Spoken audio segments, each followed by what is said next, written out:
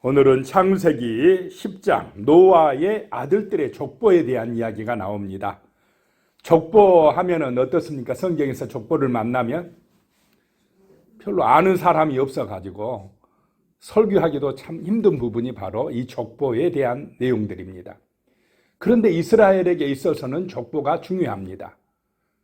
자, 우리도 족보에가 내가 아는 사람, 아는 선조가 나오면 재미있을 텐데 여기서는 아는 사람이 별로 없기 때문에 딱딱합니다. 이순신 장군도 나오고 세종대왕도 나오고 그러면 떠오르고 그분 알아, 배웠어 이렇게 해야 되는데 잘 모르기 때문에 딱딱하게 느껴진다라고 하는 것입니다.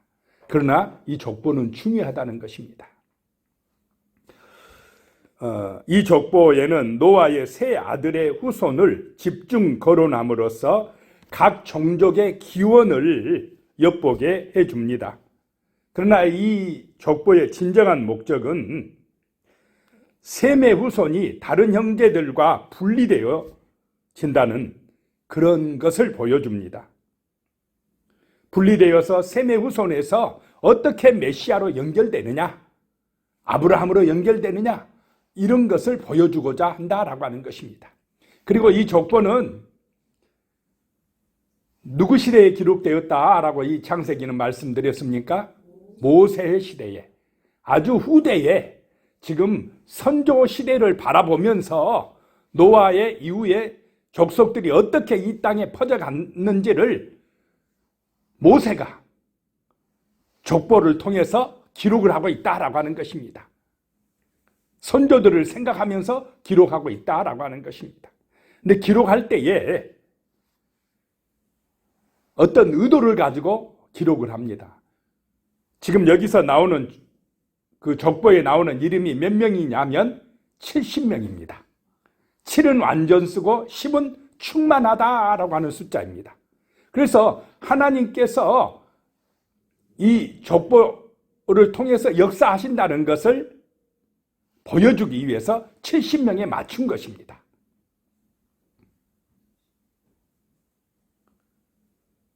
그래서 전체 종족을 다 담은 족보다라고 하는 것입니다. 근데 어떤 사람은 빠질 수가 있어요. 그거는 모세의 의도에 따라 넣을 사람, 빠질 사람 이렇게 결정을 하는 것입니다. 전부 다를 기록한 게 아닙니다. 전부 다 기록하려면은 더 양이 엄청나게 불어날 것입니다. 그런데 모세가 의도적으로 70명에 맞췄다라고 하는 것입니다. 자, 1절에 보면요. 노아의 아들 셈과 함과 야벳의 족보는 이러하니라. 홍수 후에 그들이 아들들을 낳았으니. 노아의 세 아들, 그 족보 이야기를 지금 시작하고 있습니다. 홍수 후에 다른 사람들은 다 죽고 이 8사람 노아의 가족만 살아나지 않았습니까? 그런데 이제 노아의 그 세 아들을 통해서 새로운 이제 인류가 시작되어진다라고 하는 것입니다. 홍수 후에 그들이 아들들을 낳았으니, 그러면 딸들은 안 낳습니까? 다만 족보에 딸들은 뭐 하지 않았다 이 말입니까? 기록하지 아니했다라고 하는 것입니다. 그래서 이 사람들이 홍수 후에 한 일이 뭐냐? 자손들을 낳았다라고 하는 것입니다. 그게 가장 큰 일입니다.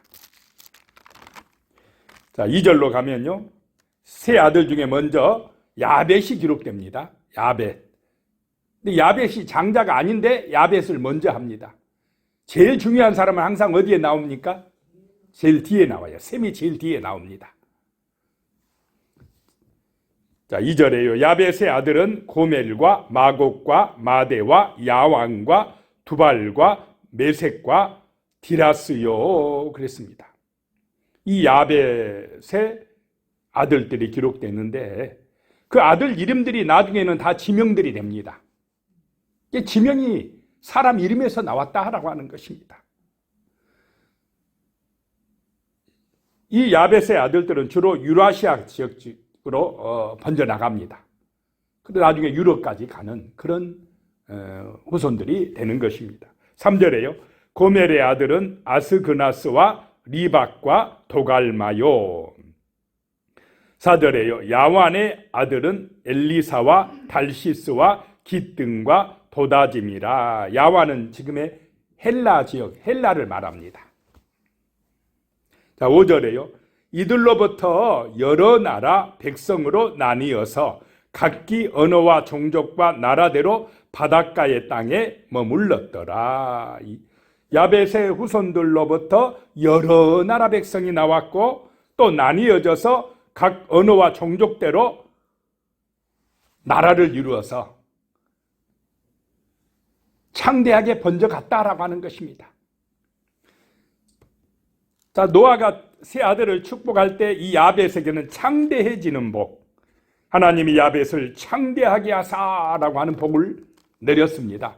그런 것, 그 복대로, 복 빌어준 대로 창대하게 되었습니다. 창대하게 되어서 바닷가의 땅에 머물렀더라. 자, 바닷가는 번성하는 곳입니다. 항구들이 많습니다. 무역하는 배들이 드나드는 곳입니다. 그래서 창대해지고 번성하는 지역이 되었더라. 그래서 야벳이 하나님을 잘 믿었다는 것입니까? 아닙니까? 아니다. 창대하게 되니까, 번성하게 되니까 이 사람들, 야벳의 족속들이 하나님의 구원 역사에 들어가지 않더라 이 말입니다.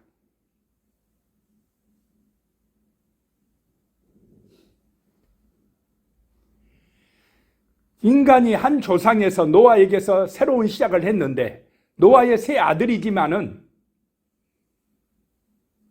다 하나님의 구원 역사에 쓰임 받습니까? 그렇지 못합니까? 그렇지 못하다 이 말입니다.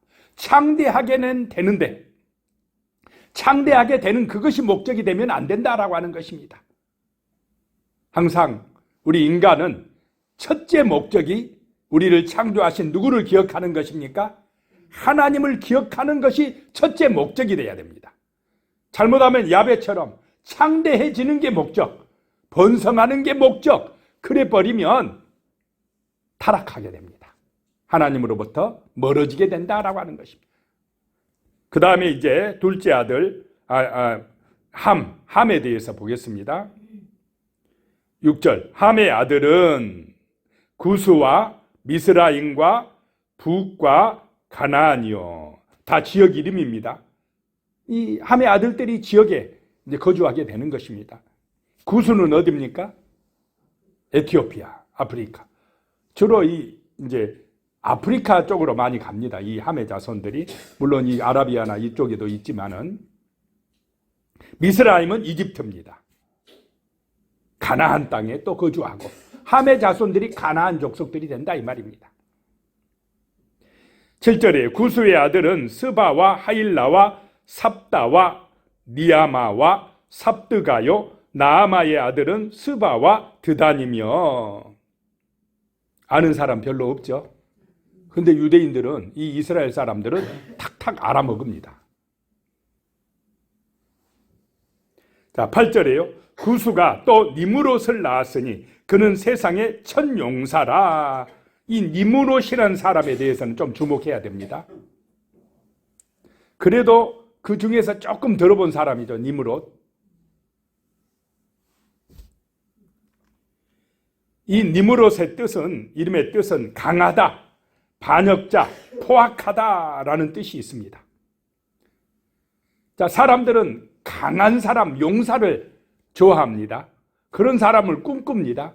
그런데 용사, 권력자, 강해지는 그런 사람들은 하나님을 잘 받들어 섬깁니까? 대적합니까? 대적하게 되더라라고 하는 것입니다. 세상의 첫 용사인 이 구스가 낳은 니므롯이 하나님을 대적하는 사람이 되었다라고 하는 것입니다. 자기가 잘나서 힘이 있으니까, 권세가 있으니까, 돈이 많아지니까 하나님께 영광 돌리고 예배를 드리려고 하는 것이 아니라 인간은 무엇을 쌓으려고 합니까? 바벨탑을 쌓으려고 합니다. 자기 업적을 쌓으려고 합니다. 자기 이름을 내세우려고 합니다. 하나님의 영광이 아니라 자기 중심으로 간다라고 하는 것입니다. 그래서 문명을 건설합니다. 님으로서의 길이다라고 하는 것입니다. 9절에 보니까 그가 여호와 앞에서 용감한 사냥꾼이 되었으므로 속담에 이르기를 아문은 여호와 앞에 니무롯같이 용감한 사냥꾼이로다 하더라. 여기서 나오는 여호와 앞에서는 좋은 뜻으로 쓰이는 게 아닙니다. 어떤 사람은 여호와 앞에서 예배드리고 하나님을 경외하는 좋은 의미로 살아가지만 이 니무롯 같은 사람은 여호와 앞에서, 이 여호와 앞에서라는 의미가 여기서는 하나님을 대적하여 하나님을 반대하여 라는 뜻입니다. 하나님을 대적하여 살아간다라고 하는 것입니다. 지금 함의 자손의 길은 하나님을 대적하는 길로 갔다는 것입니다. 똑같이 노아의 아들인데 셈의 후손과 다르다는 것입니다.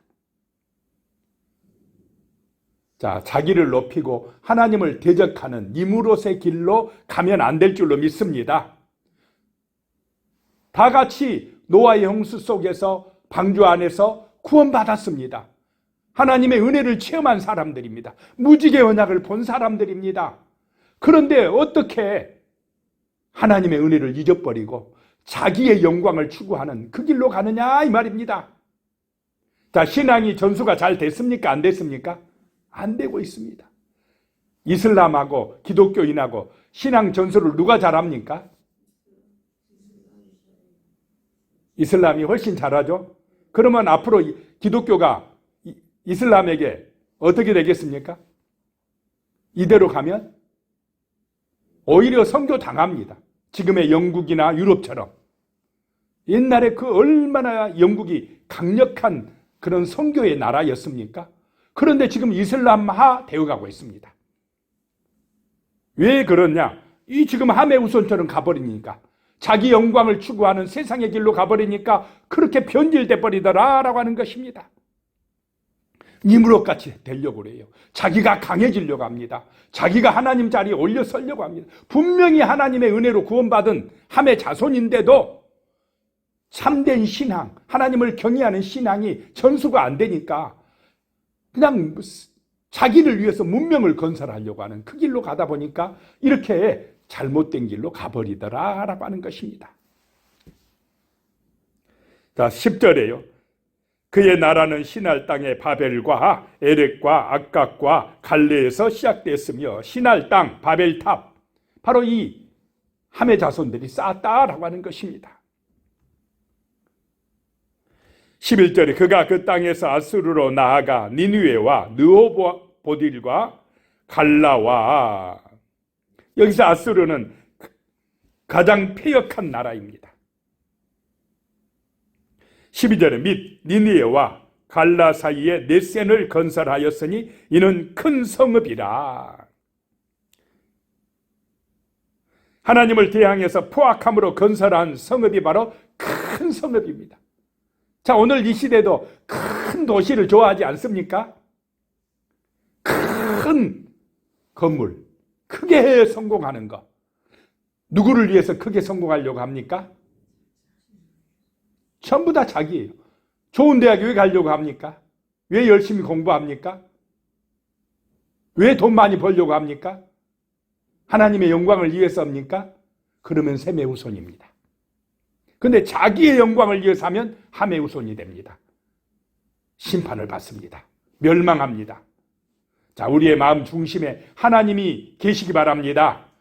하나님의 영광이 우리의 삶의 이유가 되시기를 축복합니다. 그래야 함의 길로 안 갑니다. 13절에요. 미스라임은 누딘과 아나민과 느하빈과 납두힌과 14절에 바드루신과 가술루임과 갑도림을 낳았더라. 가술루임에서 블레셋이 나왔더라. 블레셋, 팔레스타인, 지금까지도 이스라엘과 어떻게 하고 있습니까? 전쟁하고 있습니다. 지금 팔레스타인 전쟁하고 있지 않습니까?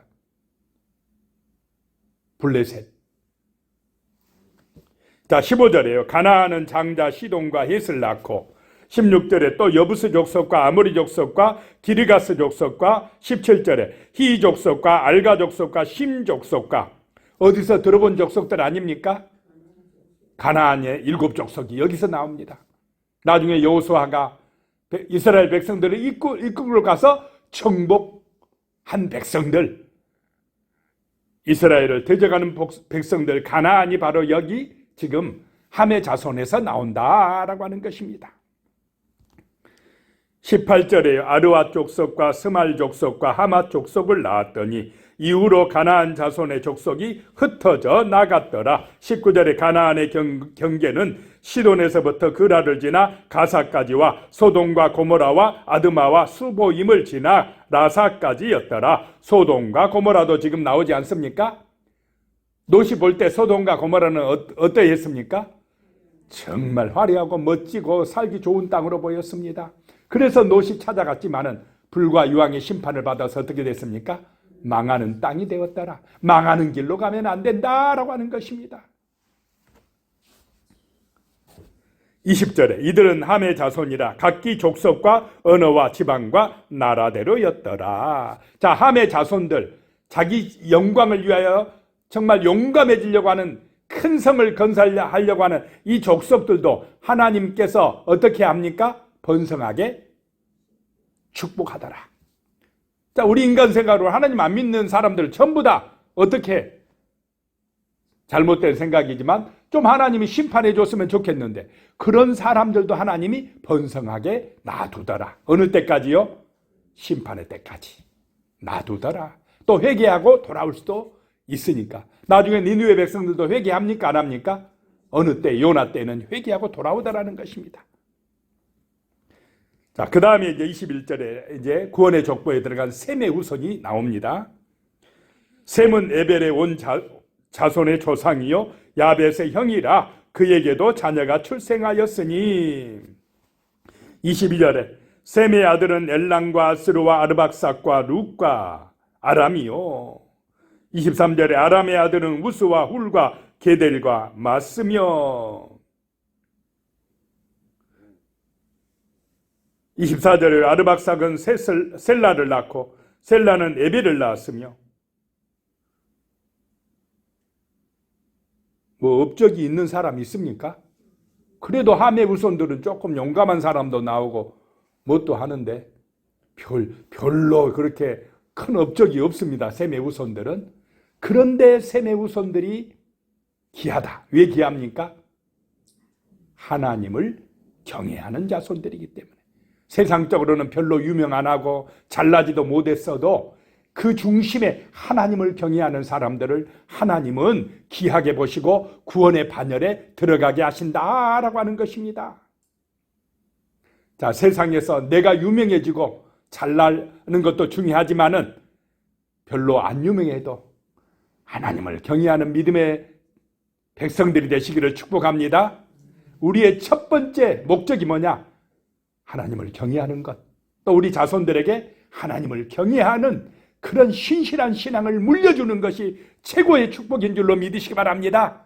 그것이 셈의 반열에, 셈의 족보에 들어가는 길이다라고 하는 것입니다. 자, 25절에 에벨은, 이 에벨이 중요합니다. 에벨을 통해서, 자, 셈과 아르박삭과 에벨을 통해서 누가 나오느냐? 아브라함이 나옵니다. 아브라함으로 지금 연결시키는 족보가 셈의 족보입니다. 25절 에벨은 두 아들을 낳고 하나의 이름은 벨렉이라 하였으며 그때의 세상이 나누었으며 벨렉의 아우의 이름은 욕단이며 벨렉 때 세상이 나누어졌는데 그때 바벨탑이 쌓인 때입니다. 함의 자손들이 바벨탑을 쌓았다는 것입니다.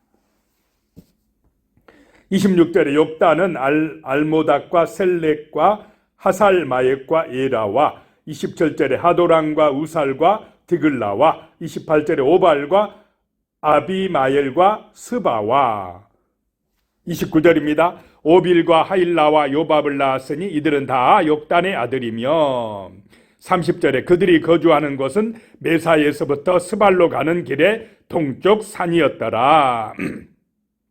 별로 유명한 사람 없죠? 그래도 이 믿음의 족보가 중요하다라고 하는 것입니다. 31절에 이들은 셈의 자손이니 그 족속과 언어와 지방과 나라대로였더라. 32절입니다. 이들은 그 백성들의 족보에 따르면 노아의 자손의 족속들이요 홍수 후에 이들에게서 그 땅의 백성들이 나뉘었더라. 홍수 후에 노아의 세 아들을 통하여서 이 땅의 백성들이 번성하여 나뉘어 갔더라 라고 하는 것입니다. 홍수 후에 노아는 350년을 더 살았습니다. 셈과 함과 야벳은 그런데 전혀 다른 길로 갔습니다.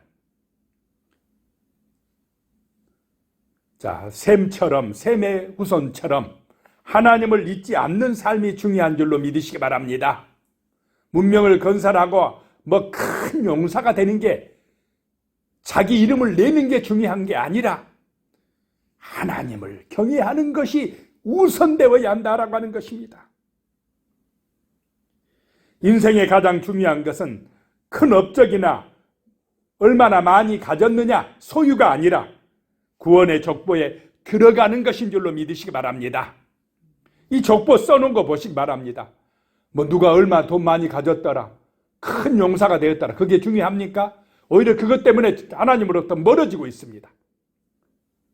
별로 업적은 없어도 얼마나 많이 가졌더라, 성공했더라 이게 없어도 구원의 반열에, 구원의 족보에 들어가는 것이 가장 큰 축복인 줄로 믿으시기 바랍니다. 기도하겠습니다. 하나님 아버지, 다 같이 노아의 자손들인데 방주에서 구원을 받았는데 그 세 아들의 길이 다른 길로 가고 있습니다. 셈의 후손들만이 하나님을 경외하며 하나님을 찬양하며 여호와는 나의 하나님이라고 고백하고 나아가고 있습니다. 그러나 함과 야벳의 그 후손들은 문명을 건설하고 창대해지는 것만 목적을 가지고 자기 이름을 드러내고 자기의 영광만을 추구하여 살아갔습니다. 하나님으로부터 점점 멀어져서 심판의 길로 가고 있는 것을 보았습니다.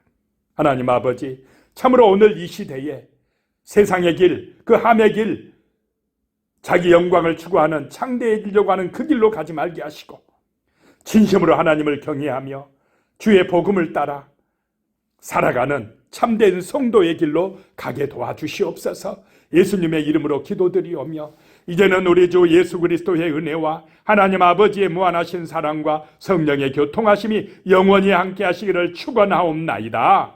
아멘.